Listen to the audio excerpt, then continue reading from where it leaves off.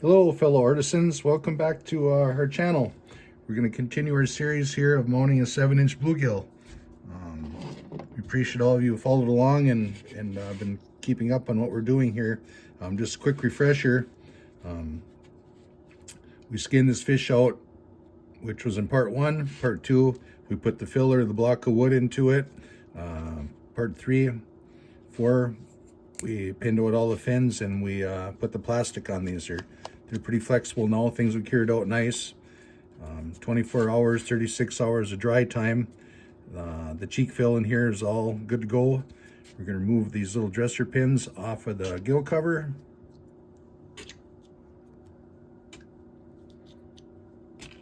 Like so. Can adjust that a little bit. I'm probably going to nick a little bit of that off of the scissors in a bit. But now we're going to continue on with setting the eyes and doing the front fin prep. We're going to do that.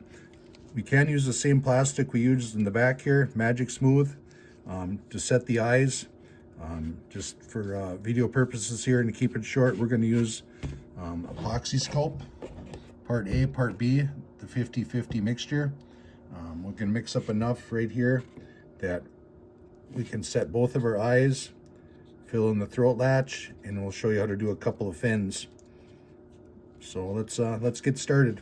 We're gonna need for this is just basically our sculpting tool, clay modeling tool is what this is. A utility knife blade, doesn't have to be a brand new one. Rusty but trusty will work. And that's gonna help us, after we put the clay epoxy in, that's gonna help us rebuild some of these fin rays. And we'll show you how to do that here in a second. So what you need is a little bit of water, just a little bit. I already taken out of there just to speed things along here. Basically it was 50-50, part A, part B of these, and just a touch of water. We mix them together. It doesn't take much, you just want to make sure it's all a natural color, no swirl action. Mix it together good. Starts to dry on you. And just add just a touch more water.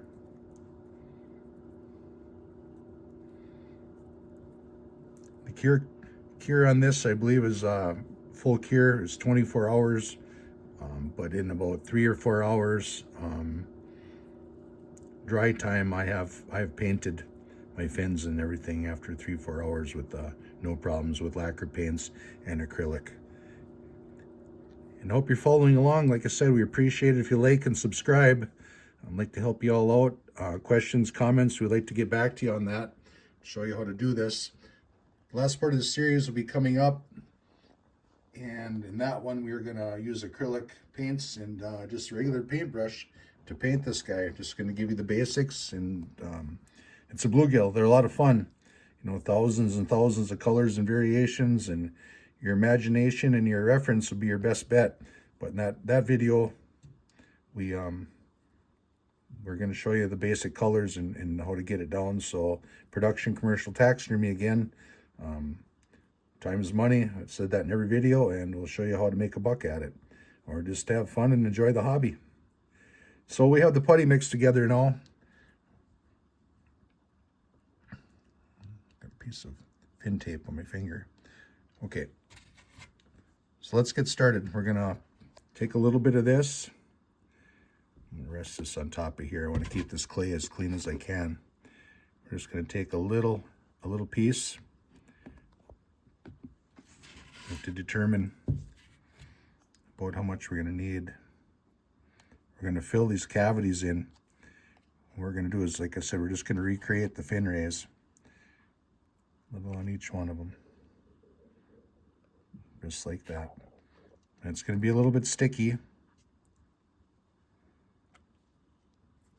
little bit of water will help us out. I'm sorry for the jumping around here at the camera, but I said I just want to get through this. So what we're doing here is we're just a little at a time working that right in, trying to keep it off the main fin that was already there. No sense putting putty over the good fin. And we're just working that in there. You can see we got a little ways to go right there.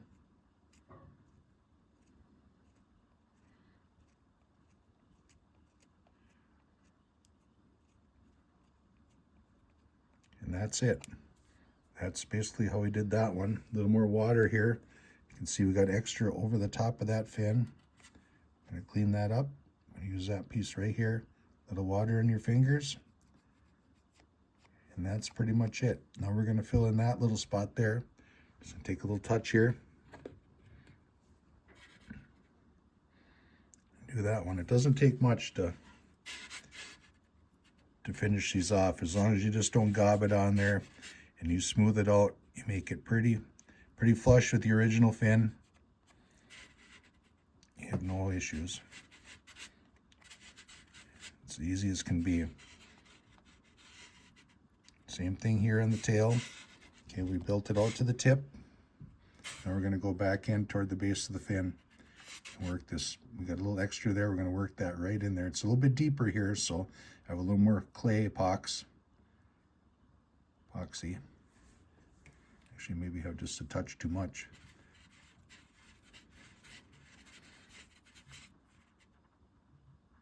Now you got a little working time with this.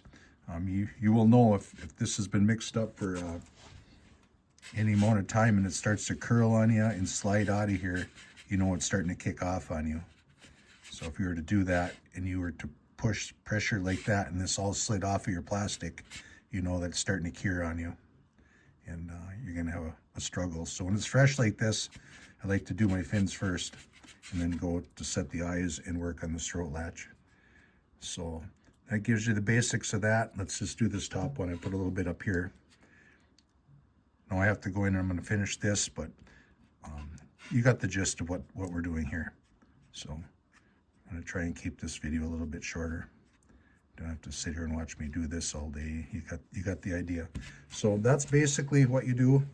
And what we're going to do is we're going to take our utility knife blade, again, old rusty and trusty, and we're going to recreate the fin raise. What you want to do is just light pressure, same direction. I'm just going to fill that in. You can see that pretty good, yep. And let's do this one. This is going to be a little easier to see on camera, I believe. Same thing, we're going to recreate fin raise. Just nice straight lines. That's really all you have to do. Just like that. Maybe a 6 or 8 on the edge of this one, and done. And this tail here, you'll be able to really get the idea of what we got going on here. We're just recreating the fin raise. Few lines. And that's pretty much it. See, the camera can focus there. Okay. Got the idea what's going on there. Let's continue on. We're just going to use just a touch of this to fill in the anal area here. Nothing special about this. We're just going to clean this up. Maybe a little bit more. Not a big deal.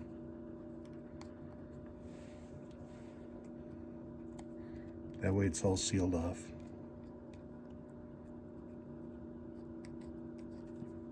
Just like that. Okay, that's sealed. Now, if you have any cuts or rips in your fish, you can use the same stuff for that. We don't seem to have any extra pinholes or rips or tears anyplace. I'm just checking for that real quick.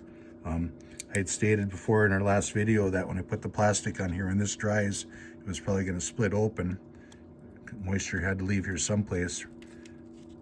Just taking a little bit of the clay and our paper mache mix off the top of that. But this held really nice. All of this whole seam held real well. So we're in good shape there. So let's do. Sorry, I'm jumping around so much for you, but I just, like I said, I just like to get through this. It's one thing to do it, and then it's another thing to have to teach it. So appreciate you following along. So what we're doing is we're just going to fill that all in. Basically, we're just recreating the throat latch. Don't want to have too much on there. We want to keep as much of the natural skin as we can.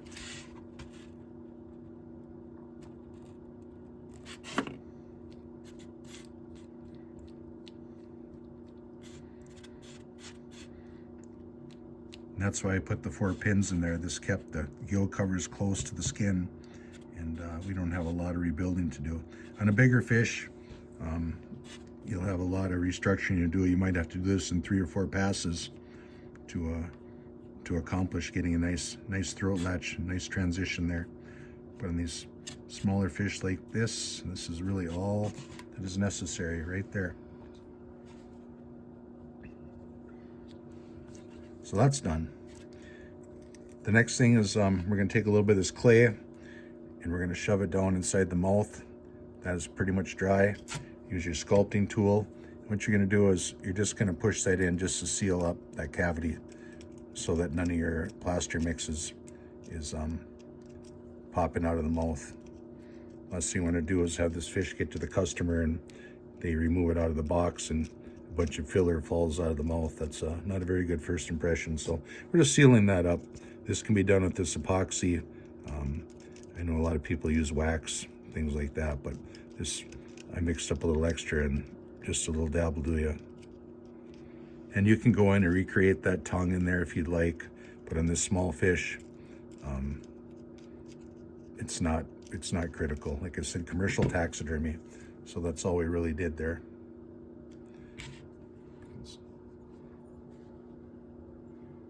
Okay, and you can see a little bit on the top here.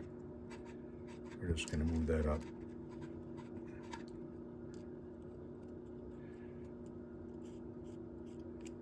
So we just filled that in. So the part everybody's waiting for, I'm sure, is, okay, we are going to use a little shop eye here. These are just 3D eyes. They're basically laser printed eyes.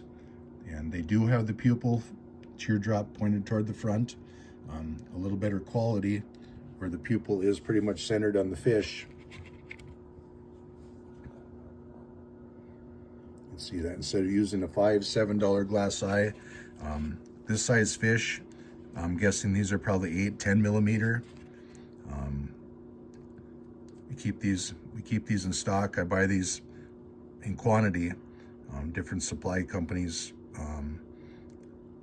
mostly fly tying companies. You can research it on Google. You'll be able to find a good supplier for these. Like I said, instead of paying $5 or $7 for a pair of glass eyes, once these are put in your fish, I've done literally thousands of bluegills, rock bass with the same eye, and I've had good results. These are very inexpensive compared to $250 an eye. So let's run with these. So what we're going to do is we got a little batch of the same epoxy clay. We're going to fill this cavity in. Now on a bigger fish, a couple things you might want to do. You can see our mache mix came right up there, so we're not going to use a lot of this, being this is have a little more expense to it. And again, save $1 in the budget. You can use, like on a bigger fish, you could put a piece of this down inside of there for a filler. That was the same foam we used just to shape our tail. And a lot of times I ripped off a little piece of paper towel and you could put that down inside of there. Anything for a filler instead of using so much of this clay epoxy. But this little guy, we're gonna put that piece right in there. Just a little bit of water in her fingers. And we're just gonna fill that whole thing up nice and flush. You don't really want to put it over the top of the skin or the scales of the fish. You just want to flush that up really nice. Okay, just like that. Everything's kind of flush. Same thing on the back side. I'm gonna go in and this is a real fast and effective way to set eyes. Just a little bit more. And after you do a few, you'll have an idea of how much epoxy to put in there. The clay epoxy.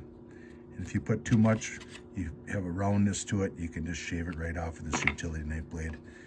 It's here, it's handy, and it's a good little useful little tool. So I'm thinking this back side's probably gonna need just a little bit more.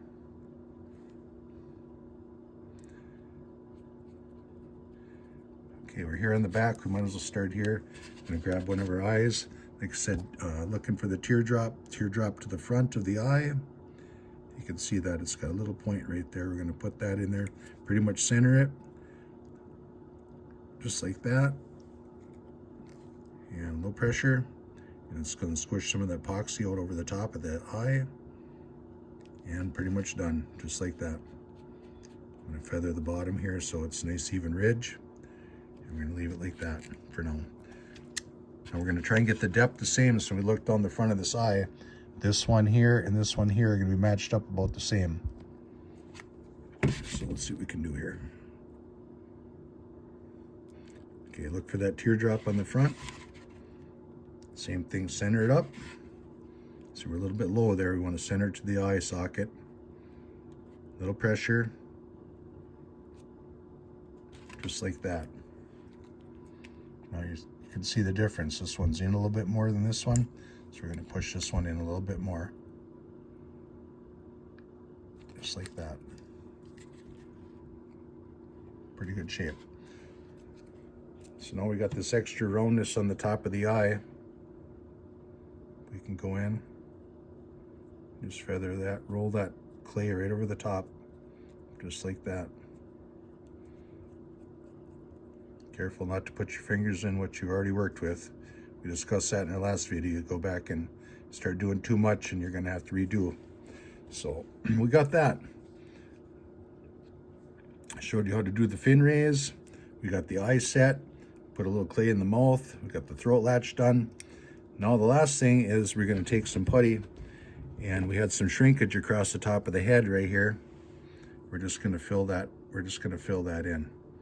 And there's a variety of ways of doing that, and you can recreate the little holes up on the top of the head here. You can see there's. We're not gonna spend too much time on this. It's not too critical on a little bluegill like this. We're just gonna fill this in a little bit.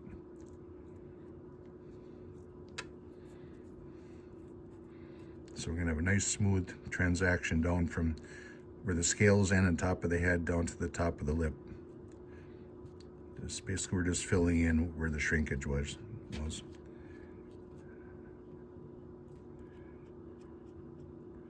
Again, a little water in your fingers.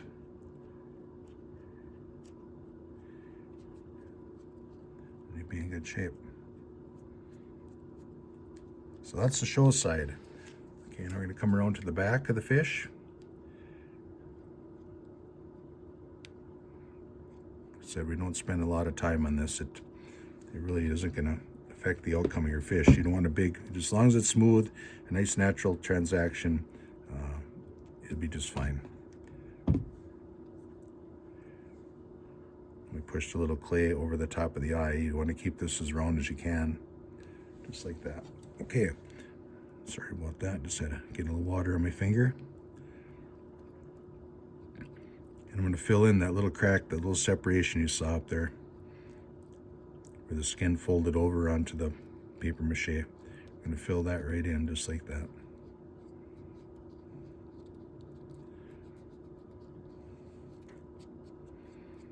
Now these eyes are a little red. If this is a pumpkin seed, this red eye we'd be able to do that. But when we paint this, we're going to knock some of that brightness, that red sheen coloration. We can knock that down with acrylic paints and a couple strokes of the brush with a little bit of black and a little bit of green. Won't be a problem. But like I said, it just takes a few seconds for eyes that are very, very reasonably priced compared to a pair of glass eyes that are astronomically expensive these days. That's why you see a lot of fish mounts where the taxidermist to cut costs does not put an eye on the backside, the wall side of the fish. I just opted to go this route, and I've had good success with that. So use two eyes and just a lower quality eye, but in the finished product, you'll never know the difference. So there it is. We've got a nice seam, nice transition on the top of the head, just like that. We could go in here and you could spend some time. You could rebuild the top of the, above the top of the eye here. We could build that up and give them a little bit of furrow brow up there if you'd like to. But purpose of this video, you get the gist of it. Your reference is your best bet. You can get an idea, and maybe if you want to go take this a little bit farther. But like I said, for commercial work, this is as far as I take it. So we got that done. I'm just going to go in here and I'll patch this up here a little bit, and we're going to be off to the paint shop. So thanks for watching, and stay tuned for the next one.